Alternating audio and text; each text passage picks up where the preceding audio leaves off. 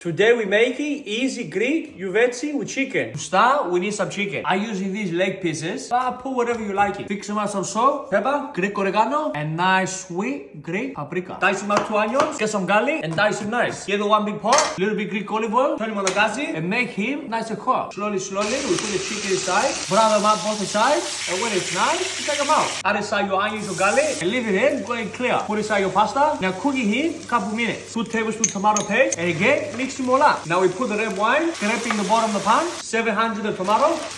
Now I gotta change my top. A little bit cinnamon, allspice, and 2-3 the bay leaves. Move him like you know much around. Now fix him up a little bit more salt, pepper, oregano, and thyme. Add inside your chicken stock, but don't drown in him. Put your chicken back inside. Make sure where his skin side up. Do your cross the top. Now put him in the oven, 175 degrees Celsius. Roughly 30 minutes, she's done. Now leave her relax 10 minutes. Get some chicken where you're happy. Put some pasta, little bit cheese. This is nice. And finish her, little bit parsley, the top. She's bloody beautiful, mate.